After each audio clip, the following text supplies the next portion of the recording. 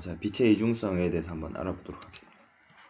자, 일단은 파동성과 입자설에 대해서 한번 볼 건데, 뉴턴은 뭘 주장했냐면은 입자설을 주장했습니다. 왜냐면은 이제 우리가 빛이 이제 와서 이제 반사할 때 입사각과 반사각이 같잖아요.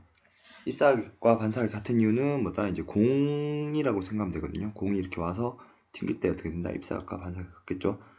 이 공처럼 뭐다? 빛도 이렇게 반사를 한다라고 했기 때문에 이제 빛의 입자설을 뉴턴이 주장합니다.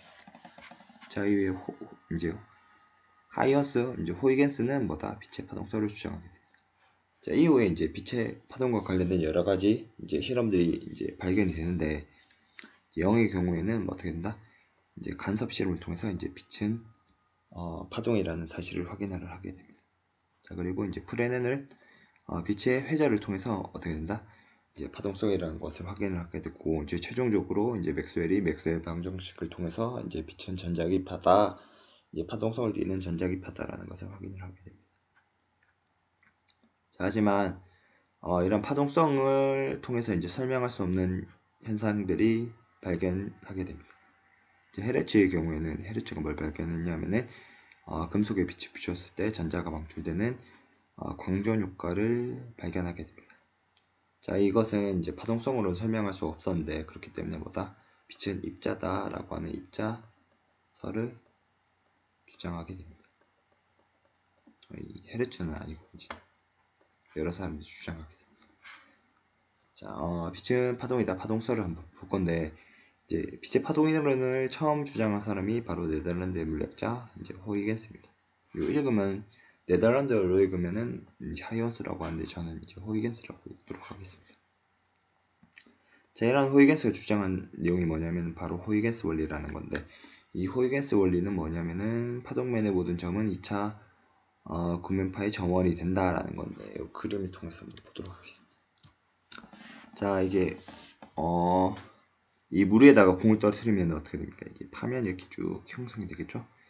이 파면이 형성될 건데, 이 파면을 각각의 뭐라고 한다? 이 점들, 파면의 각각의 점들을 이 소스라고 보는 거예요. 이 소스라고 보면은 이 구면파가 이렇게 쭉 형성이 되겠죠? 이 구면파들이 쭉 모이게 되면은 최종적으로 이러한 뭐가 된다? 이 파면에 대한 그 다음 파면이 이렇게 형성된다라는 거. 이게 바로 호이겐스 원리가 됩니다. 얘도 마찬가지인데, B에서 이렇게 이 평면파가 이렇게 쭉 나온단 말이죠. 이렇게 물결파, 이 평면파가 이렇게 쭉 나오고 있죠. 이렇게 이런 식으로 해서 얘가 이렇게 나오면서 진행을 할 건데, 이 B 지점에 이제 각각의 점들이 뭐가 된다? 이 구면파의 하나의 구면파가 됩니다. 이런 식으로 퍼져나가겠죠. 얘도 이렇게 퍼져나가겠고, 이렇게 퍼져나가면서 최종적으로 D점에서 만났을 때 뭐가 된다? 새로운 파면 형성한다 라는 게 뭐가 된다? 호이겐스 원리가 됩니다. 어쨌든 호이겐스 원리를 통해서 이제 빛은 파동이다 이렇게 주장을 하게 됩니다. 자, 그 다음에 나온 게 뭐냐면 영의 이중 슬래시라입니다. 뭐 이건 했으니까 패스하도록 할게요. 자, 적당히 이 그림만 보면은 이 라이트를 쏘주게 되면은 S0를 통해서 이제 빛이 퍼져나가겠죠. 퍼져나가는 이런 현상을 뭐라고 얘기하냐면은 이 회절이라고 합니다. 회절을 통해서 이제 S1과 S2에 이제 빛이 도달하게 되면 이때 이제 특징이 뭐냐면은 이 파장과 위상이 같다라는 겁니다. 이 파장과 위상이 같기 때문에 이렇게 이제 간섭 현상을 이렇게 쭉 발견을 할 수 있겠죠. 확인할 수 있을 건데, 그래서 이제 나온 게 이제 간섭 무늬가 됩니다. 자, 여기서 알 수 있겠듯이 이제 요 지점과 요 지점, 요 지점과 요 지점, 요 지점들을 이제 잘 거리 측정하게 되면은 D 우리가 아는 D 사인 세타는 M 람다를 통해서 이제 이 파장을 알 수가 있거든요. 요렇게 측정한 파장의 길이는 대략 570 나노미터 정도가 된다고 합니다. 자, 그리고 이제 요 간격, 실제로 이제 평균적인 빛의 이제 파장을 통해서 측정한 이제 평균 파장의 람다 값은 얼마가 되냐면은 555 나노미터가 된다고 합니다. 요걸로 측정한 거랑 평균 파장을 실제로 측정한 거랑 거의 비슷하죠. 그래서 이제 빛은 파동이다라고 주장할 수 있다. 자, 그 다음에 이제 빛은 입자다라고 하는 입자설인데, 이 광전 효과에 대해서 한번 볼 건데, 이제 헤르츠가 뭘 발견했냐, 이제, 전파 발생기에서 한쪽 금속에 이제 자외선을 쏴줬더니면은 방전이 훨씬 더 잘 일어난다는 것을 확인했습니다. 자, 이후에 이제 헤르츠는 이에 대해서 이제 연구를 하지 않았지만, 이 다른 이제 요런 현상을 관측한 사람들이 연구를 계속했을 때, 뭐다? 빛의 진동수가 충분히 큰 경우에는 전자가 방출되기 때문에 이렇게 이러한 방전이 일어난다라는 것을 확인을 했다는 겁니다. 이러한 현상을 우리는 광전 효과라고 합니다. 이때 방출되는 전자를 광전자라고 합니다.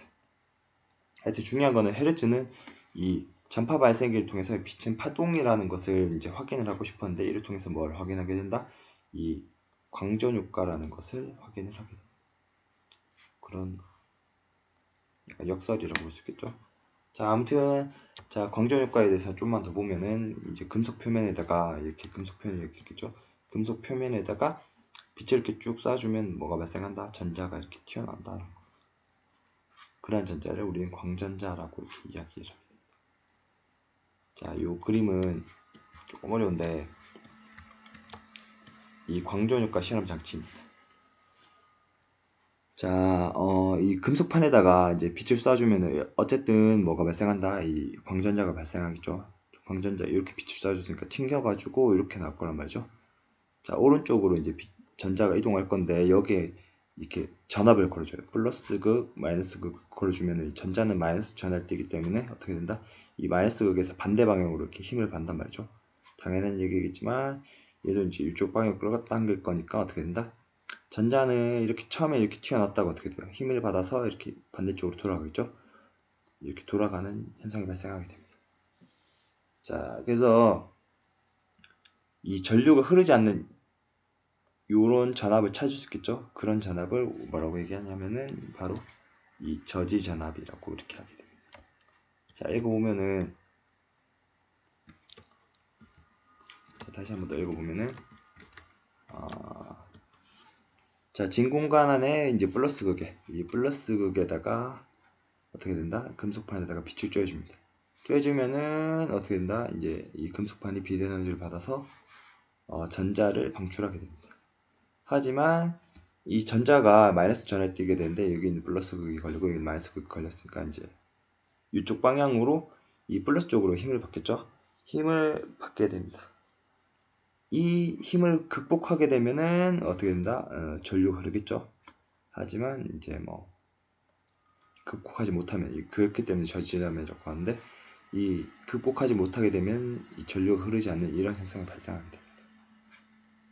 그래서 이제 이를 통해서 이 전압을 잘 조절해서 걸어주면은 이 아슬아슬하게 전류가 흐르는 요 지점을 찾을 수 있겠죠. 아슬아슬하게 전류가 흐르는 요 지점을 찾게 되면은 뭐가 된다? 전자의 최대 운동 에너지를 계산을 할 수 있게 됩니다. 이 관련된 실험을 애니메이션으로 확인할 수가 있는데 얘로 확인할 수 있거든요. 지금 보면은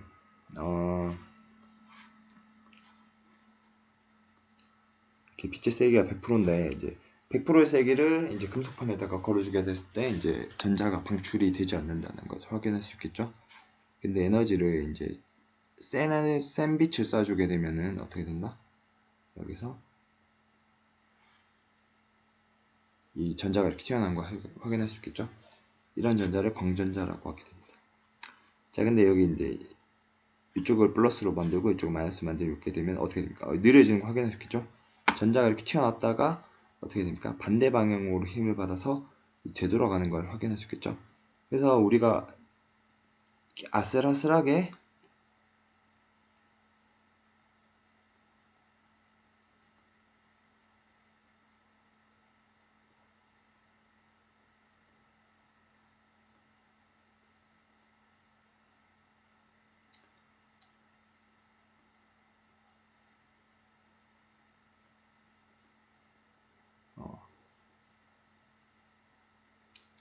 이렇게 아슬아슬하게 여기 도달하는 요런 전압을 걸어주게 되면 이게 지금 1.6V라는 걸 확인할 수 있겠죠.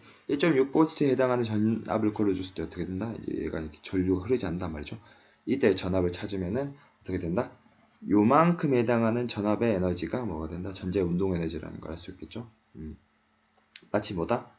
이 공을 위로 던졌다가 내려오는 거라고 볼 수 있겠죠. 내려왔을 때 그 위치 에너지를 뭐라고 된다? 이제 전위차로 이제 계산할 수 있을 건데, 아무튼 중요한 거는 뭐다?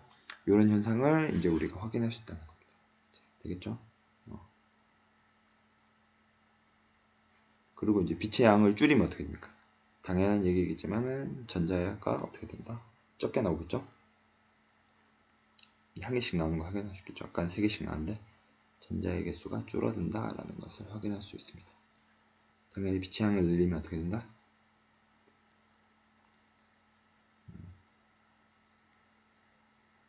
튀어나온 전자의 양이 이렇게 늘어나는 걸 확인할 수 있겠죠? 근데 이제 얘를 이제 이 빛의 세기가 약한 빛의 이제 에너지가 약한 빛을 쏴주게 되면은 아무리 세기가 세도 어떻게 된다? 광전자가 방출되지 않는다는 것을 확인할 수 있겠죠.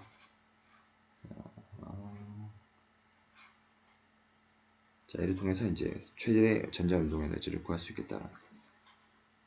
자, 그 다음에 알 수 있는 게 금속판에 쏘여주는 빛이 이제 특정한 진동수보다 작으면은 어떻게 된다? 빛의 세기가 아무리 세도 전자가 방출되지 않는다.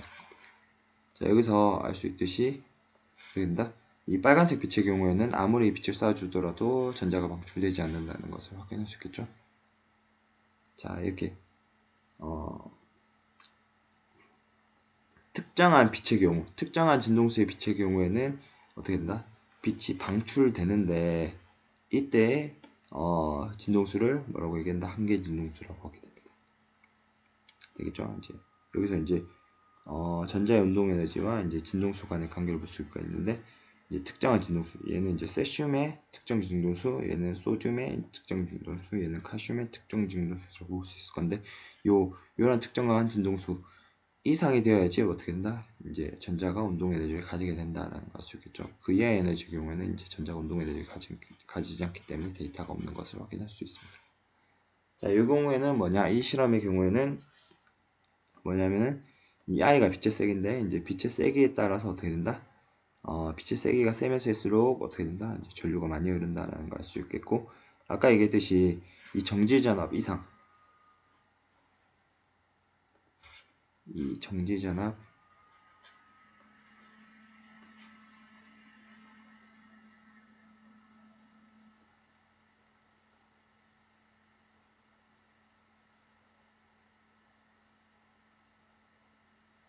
이상의 이제 볼티지 걸어주면은 이제 전류가 흐르지 않는다는 걸 알 수 있겠죠. 그래서 얘도 마찬가지입니다. 이 특정 볼티지 이상의 전압을 걸어주게 되면은 전자의 운동 에너지, 나오는 전자의 운동 에너지보다 이제 어떻게 됩니까? 이 볼티지에 의한 이제 에너지가 더 크기 때문에 방해하는 에너지 또는 이제 방해하는 힘이 더 크기 때문에 전류가 흐르지 않는 이런 현상이 발생하게 됩니다. 자, 이해갔나요? 자, 넘어갑니다. 자, 요는 이제 우리가 일상생활에서 할 수 있는 실험인데, 자, 요거는 우리가 많이 봤었죠. 이제 여기 에보나이트 막대는 마이너스 차지를 가질 건데 금속에 갖다 대면은 얘도 전체적으로 마이너스 전을 띠겠죠. 그러면서 얘가 마이너스, 각각의 이제 알루미늄 호이들이 마이너스 전을 띠 거기 때문에 이렇게 벌어지게 됩니다. 청력을 받아서 벌어지게 된다는 거고, 얘는 지금 뭐냐면은 알루미늄 캔에다가 이제 자외선을 쏴주게 되면 광전 효과 발생했죠. 이렇게 와서 어떻게 됩니까? 전자가 이렇게 튀어나오게 되겠죠. 전자가 튀어나오면서 상대적으로 얘는 플러스 차지를 띠게 됩니다. 플러스 차지니까 여기도 플러스가 되겠죠. 플러스 차지를 띠면서 어떻게 된다? 얘가 이렇게 벌어진다라는 거. 요 내용이랑 요 내용은 동일하다는 것을 알 수 있겠죠. 그래서 얘도 플러스 차지를 띠면서 어떻게 된다? 벌어진다 이렇게 볼 수 있겠죠. 자, 이러한 광전 효과를 설명하는 이론이 뭐냐면은 바로 빛의 양자론, 또는 광양자론이라고 볼 수가 있습니다. 이 광양자론은 언제 탄생하느냐? 이 1905년에 탄생합니다. 아인슈타인의 광전 효과 설명인데, 이 아인슈타인은 1905년도에 이제 어떻게 된다?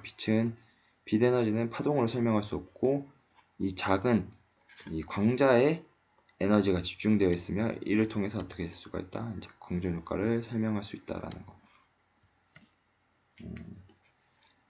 이 광자라는 용어는 이 뉴턴이 쓴 건 아인슈타인이 쓴 건 아니고 이제 루이스가 이제 26년에 이제 포톤이라는 것을 이제 광자로 이제 쓰게 됩니다. 자, 광자 에너지는 E는 HF라고 있었죠. 이제 얘는 플랑크 상수, 이제 얘는 진동수가 되겠죠. 자, 그 다음에 이제 광전 효과에 대해서 이제 좀 설명해 볼 건데, 이제 일단 이람수에 대해서 알아야 됩니다. 이제 이 전자가 이제 금속을 나오기 위해서는 이제 얘가 이제 전자가 되겠죠. 이제 금속이 될 건데, 금속이 이제 요렇게 이제 전자를 쭉 찰겠죠. 요때 에너지를 이제 페르미 에너지가 될 건데, 이 페르미 에너지에 해당하는 전자에다가 이제 빛을 쫙 쏴주게 되면 어떻게 된다? 에너지 받아서 이렇게 축 튀어나오겠죠. 축 튀어나올 건데, 축 튀어나오기 위한 뭐가 된다? 요만큼 에너지가 뭐가 되냐면은 이 워크 펑션 이제 이해함수가 되게 됩니다. 요걸 넘어가야지 어떻게 됩니까? 이제 자 이렇게 튀어나오는 전자가 되겠죠. 자 그래서 전자가 특정 금속 표면을 벗어나기 위한 최소 에너지를 우리가 이 W라고 쓰게 됩니다. 그때 이제 지금 그때 이제 빛 에너지만큼 받는 거 볼 수 있겠죠. 그래서 얘를 빛 에너지 쏴줘가지고 쏘면 어떻게 됩니까? 이제 운동 에너지 가질 수 있을 건데 운동 에너지가 나올 때 운동 에너지가 거의 0에 가까운 0m/s인 운동 에너지를 가질 수 있을 때 그때 가장 작은 에너지를 뭐라고 얘기한다? 이제 이람수라고 하고 그때에 해당하는 빛 에너지가 HF0가 된다라는 겁니다. 자 이렇게 이러한 진동수를 이제 뭐라고 얘기한다? 이제 한계 진동수라고 하게 됩니다. 자 그래서 금속 표면에서 전자를 방출시킬 수 있는 최소의 진동수 또는 한계 진동수 이렇게 얘기하는데 진동수가 한계 진동수보다 작을 때는 광전 효과가 나타나지 않는다라는 겁니다.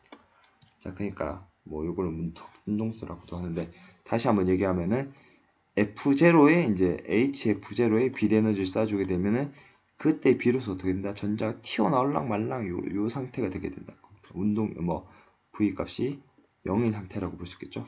튀어나올랑 말랑 하게 되는데 요거보다 살짝 높게 되면 어떻게 된다? 이제 살짝의 운동 에너지를 가져서 이렇게 쭉 앞으로 나간다는 것을 알 수가 있겠습니다. 튀어나온다는 걸 확인할 수 있겠죠. 자 그래서 이제 전자의 운동 에너지 최대 운동 에너지는 우리가 EK라고 쓰고 EK는 어떻게 된다? 운동 에너지니까 2분의 1 mv 제곱으로 쓸 수 있겠죠. 자 그때 이제 요 에너지는 이제 HF가 될 건데 HF는 뭐냐면은 쏴준 빛 에너지가 됩니다. 빛 에너지가 되고 빛 에너지가 됩니다. 글씨가 쓰기가 어려운데 빛 에너지가 되고 그거에다가 어떻게 된다? 이제 워크 펑션 빼주게 되면 이 지점에 해당하는 에너지 빼주게 되면 어떻게 된다? 여기서부터는 이제 전자가 나올 수 있겠죠. 운동 에너지 가지고 나올 수 있겠다라는 거. 자 그래서 W는 아까 얘기했듯이 HF0이기 때문에 여기를 묶어주면 HF-F0라는 걸 확인할 수 있겠죠. 자, 그래서 얘를 쭉 이 그래프를 이렇게 쭉 이어줍니다. 쭉 이어주게 되면은 어떻게 된다? 이제 이 지점이 뭐가 된다? W라는 걸 알 수 있겠죠. 이렇게 W 이 지점을 W라고 볼 수 있겠죠. 왜냐면은 얘는 F에 관한 뭐가 되죠? 이제 1차 함수가 될 거니까 E는 어떻게 된다? HF-W가 되기 때문에 얘가 y절편값이 되겠죠. 그래서 이 지점에 뭐가 된다? y절편값이 이 워크 펑션이 되게 됩니다. 얘는 일직선이 되겠죠. 왜냐면은 이 진동수에 관한 1차 함수가 될 거니까 이런 식으로 나온다는 것을 알 수 있겠죠. 이거 이제 그림이 될 건데 이 빛 에너지를 쏴줬는데 빛 에너지를 쭉 이제 한계 진동수 이제 누 제로나 이제 F 제로랑 똑같겠죠. F0에 해당하는 진동수를 쭉 쏘게 되면 이제 전자가 나올랑 말랑한데 그때 운동 에너지가 0이라는 겁니다. 이게 뭐가 된다? 한계 진동수가 되겠죠. 그 다음에 그것보다 센 이제 진동수가 더 이제 큰 진동수에 빛 에너지를 쏴주게 되면 어떻게 된다? 그때 비로소 어떻게 된다? 요만큼 에너지를 뺀 운동 에너지를 가지고 이렇게 쭉 튀어나오겠죠. 그런 거를 설명을 하게 됩니다. 자, 이해 갔나요? 자, 그래서 이제 우리가 알 수 있는 건 뭐냐면 빛의 이중성에 대해서 알 수가 있는데 빛은 뭐다? 입자성을 가지고 있는 동시에 뭘 가지고 있다? 파동성을 가지고 있다. 이제 파동성을 설명하는 예시로는 회절과 간섭이 되겠죠. 그 다음에 입자성을 설명하는 예시로는 광전효과 다른 이것저것 많습니다. 그 중에서 우린 배우는 거는 광전효과를 쓸 수가 있겠다라는 겁니다. 자, 회절에 대해서 이제 제가 따로 설명 안 했는데 이게 회절 설명가 너무 힘들어가지고 그냥 적당히 있는 건 볼게요. 그래서 이게 쭉 이제 뭐냐면 이제 물개파 또는 평면파가 이렇게 가다가 이제 요 빈틈을 지나가게 됩니다. 빈틈을 지나가게 되면 우리가 이겠죠. 호이겐스 원리가 적용되겠죠. 이렇게 호이겐스 원리에서 이제 파면이 이렇게 퍼져나간다는 걸 알 수 있겠죠. 이 구멍이 작으면 작을수록 어떻게 된다? 이제 구면파에 가깝기 때문에 이런 식으로 더 이제 잘 퍼져나가는 걸 확인할 수 있겠죠. 얘는 이제 어떻게 됩니까? 직진성이 좀 더 강한데 얘는 어떻게 된다? 좀 더 잘 퍼져나가는 걸 알 수가 있겠죠. 이거는 뭐가 된다? 회절 효과에 이제 의한 뭐 회절 무늬가 되는데 그렇습니다. 이런 식으로 빛이 퍼져나간다 라는 것을 확인을 할 수가 있겠죠. 자, 이렇게 해서 이제 광전 효과를 이용해서 만들 수 있는 여러 가지 물질이 있을 건데 그 중에서 뭐가 있냐면은 대표적인 게 이제 광다이오드가 됩니다. 광다이오드가 있는데 광다이오드는 뭐냐면은 이 빛신호를 뭘로 바꿔준다? 전기신호로 전환시켜주는 광전 소재의 한 종류가 뭐냐면 광다이오드입니다. PN 잡합을 통해서 이제 만들 수가 있는데 광다이오드의 원리에 대해서 잠깐 보면은 처음에 이제 뭘 걸어주냐면은 역방향 바이어스를 걸어주게 됩니다. 자, 그러면은 이쪽에 뭐가 넓게 분포한다고 했었죠. 이제 공피층이 넓게 분포를 하겠죠. 공피층이 넓게 분포를 할 건데 얘가 이제 얘가 이제 P타입이 되겠죠. P타입. 얘가 지금 N타입이 될 건데 그러면 이쪽에 뭐가 생기냐면 공피층이 N형 반도체의 경우에는 이제 이 도너가 플러스 차지를 가지기 때문에 플러스 가지게 됩니다. 플러스 차지를 이쪽에 가지게 되고 얘는 억셉터라서 이제 억셉터는 이제 마이너스 차지를 가지기 때문에 이제 마이너스 띄게 됩니다. 이쪽에. 그래서 이 공피층이 넓어지게 되면은 얘기했듯이 이제 이쪽으로 뭐가 됩니까? 이 전압차가 크기 때문에 어떻게 되나 전류가 흐르지 않겠죠? 전류가 흐르지 않습니다. 물론 뭐냐면은 열전자에서 이제 앞 시간에 이제 제가 반도체 할 때 설명했겠지만은 이제 열에 의해서 이제 뭐가 그 저도전자와 이제 양공이 생길 수가 있는데 그거는 어떻다? 매우 작습니다. 매우 작아서 이쪽으로 이제 흐르는 전류는 거의 없다라고 볼 수가 있게 됩니다. 자, 이 상황에서 이제 어떻게 되냐면은 이제 빛이 이렇게 쭉 내려쬐겠죠. 빛이 쬐게 되면은 이제 에너지가 이제 받게 되니까 이제 어떻게 됩니까? 양공과 이제 어떻게 됩니까? 전자가 막 생기게 됩니다. 전도전자와 양공이 생기게 되는데 쭉 생기면서 이제 어떻게 되냐면은 이제 여기는 플러스 차지, 여기는 마이너스 차지니까 어떻게 되죠? 이렇게 쭉 이제 양공의 경우에는 어떻게 된다? 이쪽으로 이렇게 쭉 이동하게 됩니다. 당연한 얘기지만 전도전자의 경우는 여기로 이동하겠죠? 이렇게 쭉 이동하면서 어떻게 된다? 전자는 이쪽으로 이동하고 양공은 이쪽으로 이동하게 됩니다. 그러면서 최종적으로 이제 어떻게 되냐면 커런트가 이렇게 흐르는 걸 알 수가 있겠죠. 커런트가 이렇게 흐르는 걸 알 수가 있겠죠. 전류가 이런 식으로 흐른다라는 것을 알 수가 있게 됩니다. 그래서 이제 전류 이제 여기다가 이제 암페어미터 달면은 어떻게 된다? 이제 전류가 흐르네라는 걸 알 수 있겠죠. 전류가 흐른다는 것은 뭐다? 여기 이제 뭐 다이오드에 빛이 도달했네라는 걸 알 수 있겠죠. 그래서 이제 디텍터 역할을 하게 됩니다. 자, 그래서 그 내용을 쭉 제가 이제 설명한 거거든요. 뭐 그렇습니다. 쭉 읽어보시면 됩니다. 자, 그 다음에 이제 만들 수 있는 게 뭐냐면 CCD인데 CCD도 엄청 어렵습니다. 자, CCD는 차지 커플 디바이스인데 더 설명하기에는 너무 내용이 많기 때문에 이렇게만 설명할게요. 자, 수백만 개의 광다이오드가 규칙적으로 배열된 반도체 소자를 광다이오드라고 광다이오드가 이제 연결된 거라고 볼 수 있을 건데 이제 이 광다이오드를 통해서 이제 빛을 뭘로 한다? 전기신호로 바꿔서 메모리 카드에 저장을 하게 됩니다.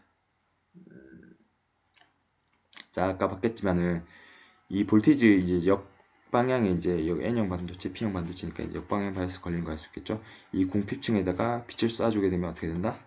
쏴주게 되면 이쪽에서 전자와 양공, 전도전자와 양공이 생기게 됩니다. 그래서 여기는 N형 반도체 이제 공핍층이 이제 N형 반도체니까 도너가 있겠죠. 도너는 플러스 차지를 띠기 때문에 이 플러스 차지 공피층이 플러스 차지를 띠기 때문에 이쪽 전자가 이쪽으로 이동하고 이쪽은 억셉터이기 때문에 마이너스 차지가 띠게 됩니다. 그래서 양공은 이쪽으로 이동하겠죠. 그래서 이동하면서 이쪽 접지가 되기 때문에 양공이 이쪽으로 이동하게 되고 이쪽엔 뭐가 된다? 전자가 이렇게 이제 이동을 하게 됩니다. 그러면 어떻게 되냐면 이쪽에 이제 전자가 이렇게 쭉 쌓이게 되거든요. 쌓이게 되면서 공피층을 좀 얇게 만드는 그런 효과가 발생하게 됩니다. 자, 이거 설명을 좀 다시 한번 해볼까? 다시 한번 해보면은 일단 역방향 바이어스가 이제 걸렸거든요. 이제 여기서 역방향 바이어스 걸어주고 그러면은 이 공피층에서 위쪽 부분은 이제 플러스 차지를 떼게 됩니다. 전체적으로 플러스 차지를 떼겠죠. 이제 공피층이라고 봤을 때 플러스 차지를 떼게 되고 이 N형 P형 반도체의 경우에는 억셉트에서 이제 마이너스 차지를 떼게 됩니다. 이런 상태에서 이제 뭐냐면 빛을 쭉 쏴주거든요. 빛을 쏴주면은 양공과 이제 전자가 생기겠죠. 근데 이제 위쪽 이제 N형 반도체는 이제 공피층이 플러스 차지를 떼기 때문에 이쪽으로 이동하게 되고 이제 P형 반도체의 경우에는 양공이 이동하게 될 건데 이제 여기 접재시켜 놨으니까 양공이 이렇게 빠져나가게 됩니다. 자, 이해갔나요? 자, 그래서 이 전자가 이쪽으로 이동하면서 이제 도너와 결합을 하겠죠. 그래서 이쪽은 이제 중성인 영역이 또 이제 형성이 되게 됩니다. 여기는 이제 공피층이 되겠죠. 그래서 공피층이 얇아지게 되는 그런 효과가 발생하게 됩니다. 그래서 그러면 이제 뭘 할 수가 있냐면 이쪽에 이제 전자를 이쪽에 이제 뭐가 됩니까? 전자를 충전하는 이런 이제 역할을 할 수가 있거든요. 이 공피층으로 인해서 이제 전자를 이렇게 저장할 수 있는 저장고 역할을 할 수 있게 됩니다. 자, 뭐 요거는 이제 이 빛이 어떻게 도달하는지에 대해서 볼 건데 이제 여기 이제 매우 작은 마이크로 에너지 통해서 이제 빛을 쭉 쏴주게 되면은 이쪽에 뭐가 존재하게 되냐면은 필터가 존재하게 됩니다. 이제 컬러 필터가 존재해가지고 이제 여기에 보면 녹색 빛만 이렇게 쭉 도달하겠죠. 이쪽에 이제 CCD에다가 이제 빛이 도달하게 되면서 이런 효과에서 이쪽에 뭐가 저장된다. 이제 전자들이 이제 전류가 이렇게 쭉 흐르겠죠. 전자가 흐르면서 이렇게 이미지를 포착을 하게 됩니다. 되겠죠? 그 내용을 쭉 한번 읽어보세요. 자, 그래서 요거는 이제 전기 신호를 전달하는 방식에 대해서 한번 볼 건데 이제 역방향 바이어스에서 이제 이렇게 이제 전자가 이제 이쪽에 이제 충전이 되거든요. 이제 축전기 이제 저장이 될 건데 요 저장이 된 전자들을 어떻게 한다? 여기는 같이 어떻게 되냐면 여기도 이제 플러스 이제 차지 걸어주게 되면 이쪽에 공피층이 넓어지게 되죠. 공피층이 넓어지면서 이 전자가 이쪽으로 이동할 수 있는 이제 그런 걸 가지게 됩니다. 왜냐하면 여기 에너지가 이렇게 낮고 이제 우물 형태가 될 건데 이런 우물 형태에 있다가 여기 이제 플러스 차지를 걸어주게 되면은 이제 공피층이 생기면서 어떻게 되냐면 여기도 이제 우물이 이렇게 더 넓어지게 됩니다. 우물이 이렇게 더 넓어지거든요. 요거는 말로 설명하면 좋은데. 그래서 아무튼 여기 이제 마이너스 전하가 이렇게 쭉 있다가 여기 우물이 넓어지면서 어떻게 되냐면 여기도 이제 마이너스 전하 이제 나눠 가질 수 있겠죠. 이렇게 나눠 가진 걸 이렇게 쓸 수가 있습니다. 그 다음에 여기 이제 볼티지를 0으로 만들게 되면 여기는 전자가 최종적으로 이쪽으로 다 이동하겠죠. 이렇게 이동할 수 있겠죠. 여기 이제 넓게 우물이 형성되어 있다가 이 우물을 여기 없애버리면 어떻게 된다? 이쪽으로 이렇게 우물이 쌓여가지고 이제 전자가 이렇게 쌓이는 걸 확인할 수 있겠죠. 그래서 쭉 다시 한번 읽어보면은 역방향 바이어스에서 공피층이 넓어지게 되고 전자 발생한 광전자는 어떻게 된다? 이제 양공을 좁히는 역할을 하게 됩니다. 그래서 이제 축전기 이제 역할을 할 수 있겠죠. 전자를 쌓아두는 이런 저장 장치 역할을 할 수가 있게 되며 양공은 P형 반도체 이렇게 쭉 빠져나가게 됩니다. 얘는 뭘 나중에 하겠죠. 그래서 이후에 이제 어떻게 되냐면 이쪽에 이제 같이 또 이제 공피층을 넓혀주게 되면 이쪽으로 이제 전자가 이제 같이 이동을 하게 되거든요. 넓게 분포하게 되고 요 지점에 이제 전압을 0으로 만들면 어떻게 된다? 공피층이 좁아지겠죠? 좁아지면 어떻게 되냐면은 이쪽은 여전히 넓으니까 여기 있는 전자가 이쪽으로 쭉 다 이동하게 됩니다. 그러면서 어떻게 된다? 이 전기적 신호가 이쪽으로 쭉 이동을 하게 됩니다. 되겠죠? 이게 뭐 수평 라인 채널이라고 얘기하는데 이제 채널 쪽으로 이렇게 쭉 전달하면서 이제 전자의 시그널들을 이렇게 쭉 전달을 하게 됩니다. 이해갔나요? 이웃 게이트로 이동할 수 있게 된다. 이런 내용을 알 수가 있습니다.